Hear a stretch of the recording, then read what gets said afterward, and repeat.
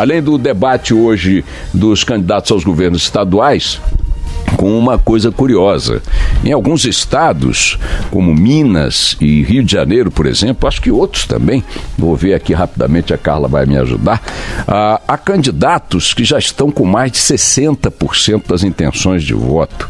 Acho que tem um que está com 70% das intenções de voto. Gente que disparou no confronto mano a mano com os adversários. Aqui em São Paulo você tem empate técnico entre João Dória e Márcio França, né? Mas nos estados, em alguns estados, você tem aí candidatos que dispararam consideravelmente com 63%. Me dá aqui as páginas dos candidatos. Ainda assim, e aqui vai um elogio, esses candidatos com ampla dianteira concordaram em participar dos debates e lá estarão.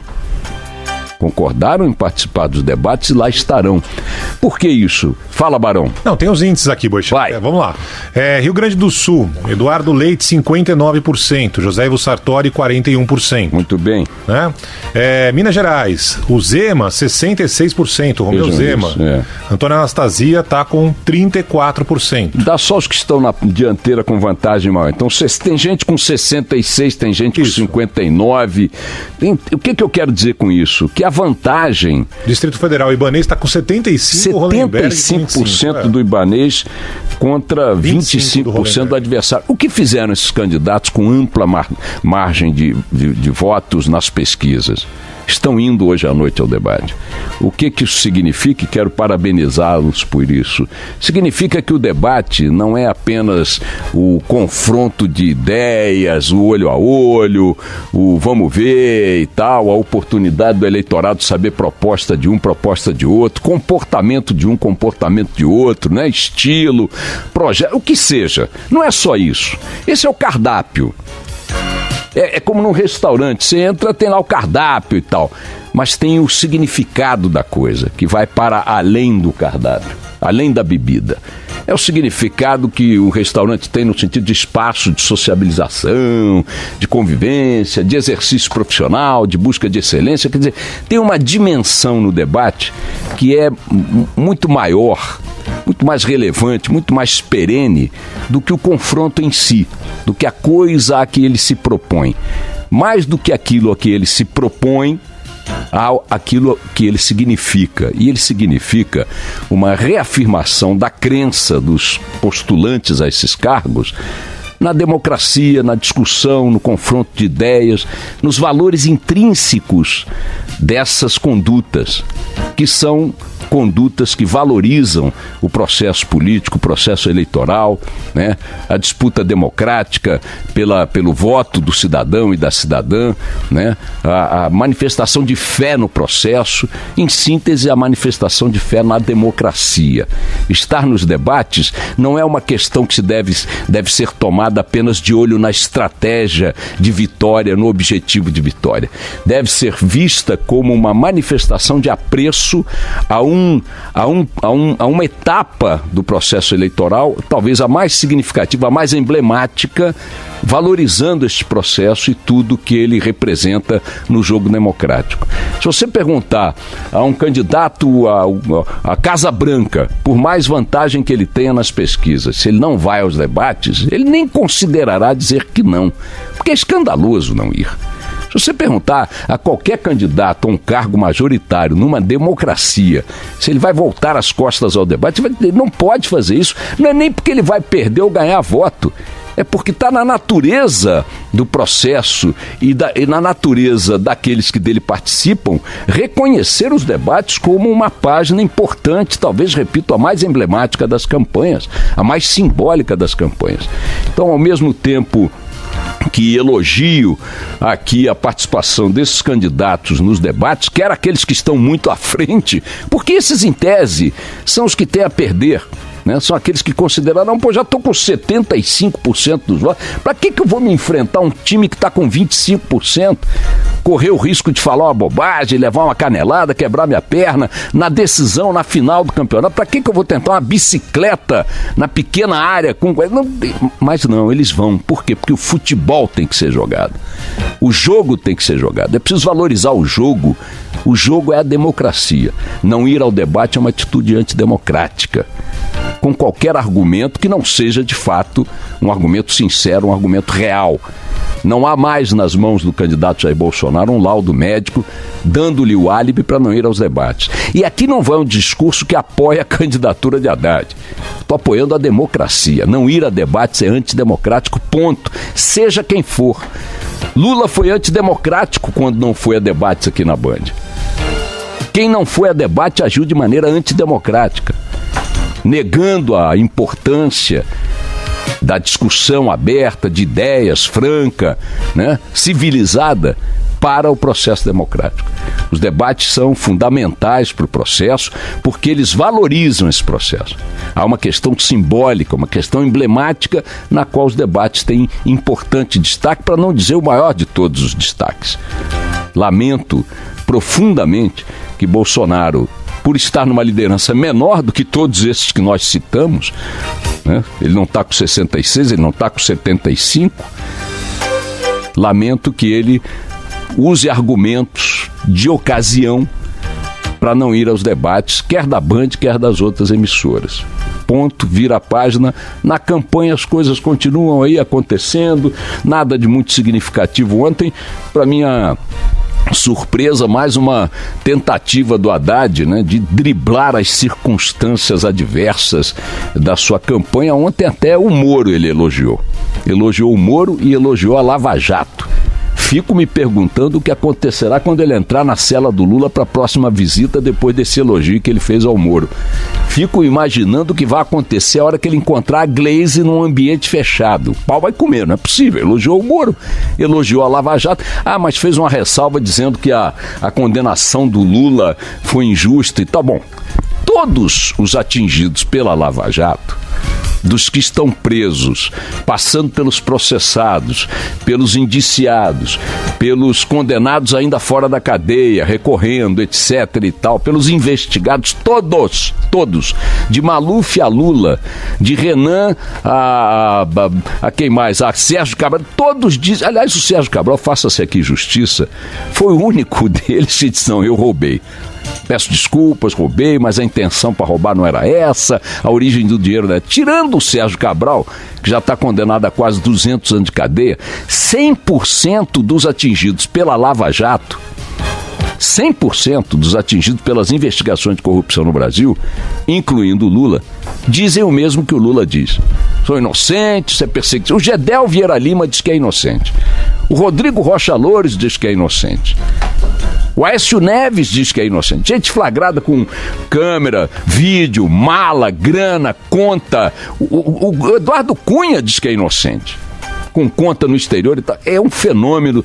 E aí o que é sensacional, e aí eu avanço um pouco para incluir ontem o indiciamento do Temer, da filha do Temer e do grupo, do núcleo duro do Temer, no tal processo que investiga a emissão de medidas provisórias e projetos e leis e tal para favorecer grupos empresariais que atuam na área do Porto de Santos, né, com pagamento de propina, segundo a Polícia Federal, ao Temer, ao Coronel Lima, ao Loures e tal, envolvendo o empresário, o mega empresário do setor portuário, Torre Alba, toda esse núcleo aí da maracutaia portuária.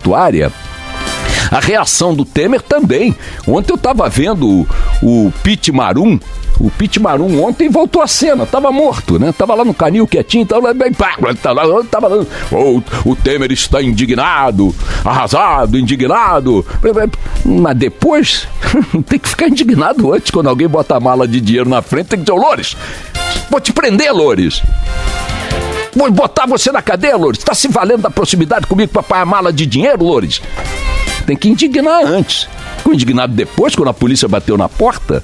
Então vejam, se todos esses indignados, do Lula ao Temer, do Cunha ao Gedel, né, de toda essa galera, essa nau de figuras públicas que transformaram o país e ainda acham que podem continuar nessa teta do jeito que está, se todos eles estiverem falando a verdade, ou seja, tudo que lhes é atribuído não procede, todas as acusações são infundadas, toda a corrupção não existiu, nós somos a Dinamarca, nós somos a Islândia, somos o país menos corrupto do mundo. Porque se todos os corruptos alcançados pelas investigações atribuem as investigações a um complô de inimigos, a politização do Ministério Público, a cegueira da Justiça, a manobras eleitorais, significa que nada disso é verdade. E se nada disso é verdade, não há corrupção no Brasil. Pergunto à dona de casa, que está agora batalhando para botar filho na escola e tal, ao cidadão que está na fila do desemprego, ao cara que foi parado na blitz de trânsito, ao cara que está no balcão da repartição tentando fazer andar um processo, ao empresário que está tentando licenciar uma marca, um produto, abrir uma empresa, se não tem corrupção no Brasil. Então vamos parar com essa palhaçada de dizer que está indignado. Não vulgarizem a indignidade, a indignação. Não vulgarizem, para com isso. Aceitem aí uma cota qualquer, né? Para poder, pelo menos, trabalhar com uma taxa mínima de sinceridade no que vocês dizem, né? É tão sincero o elogio de Fernando Haddad ao Moro, é tão oportunista o elogio de Haddad ao Moro e à Lava Jato, agora, a esta altura do campeonato, apenas para mostrar-se palatável para um eleitorado que vê o PT como inimigo da Lava Jato e vice-versa. É uma manobra oportunista do Haddad, não combina com seu currículo acadêmico, tá certo? É tão oportunista, tão cínico esse elogio, quanto a reação indignada do Temer, amigo do Loures, amigo das malas, dizendo, estou...